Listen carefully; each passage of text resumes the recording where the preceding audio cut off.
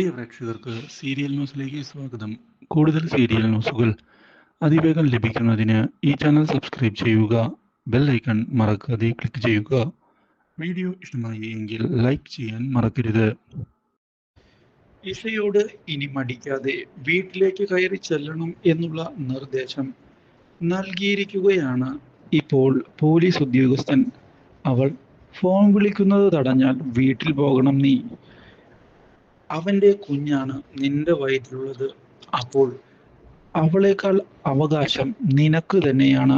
ആ കാര്യം നീ മറക്കണ്ട. ഇത് കേട്ടതിനെ തുടർന്ന് ആകെ പകച്ചുപോകുന്ന ഈഷ, ശരിയാണ്, ഇനിയും കാത്തിരിക്കാൻ ഞാൻ തയ്യാറല്ല. അതെ, തിരിച്ചടികൾ കൊടുത്തേ മതിയാകൂ.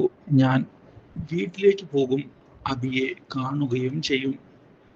ഇതോടെ തന്റെ അച്ഛനെ ചെന്ന് കാണുന്ന അവൾ കാര്യങ്ങൾ പറയുകയാണ്.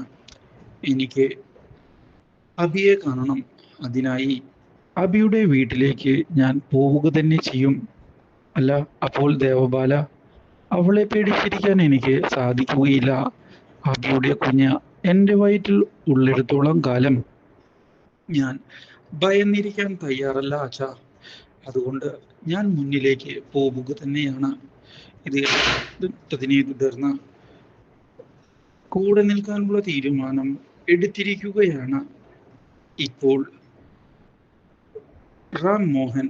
എന്നാൽ ഇതേ സമയം ഇഷയാകട്ടെ അതിനുവേണ്ടിയുള്ള ഒരുക്കങ്ങൾ മുന്നിലേക്ക് കൊണ്ടുപോവുകയും ചെയ്യുന്നു. പക്ഷേ ഇതിനിടയിലാണ് ഈ കാര്യങ്ങൾ അറിയാൻ ഇടയാകുന്നത് ദേവബാല.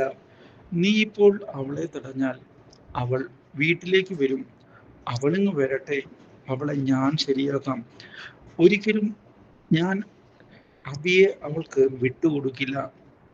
അവൾ ഇവിടേക്ക് വന്നാലും ഒന്നും തന്നെ നടക്കാൻ പോകുന്നില്ല. അത് ഈ ദേവബാല ഉറപ്പിച്ച കാര്യമാണ്. അപ്പോഴാണ് ദേവബാലയെ ഞെട്ടിച്ചുകൊണ്ടുള്ള പുതിയ അതിഥി വന്നെത്തുന്നത്. Do like, share and subscribe.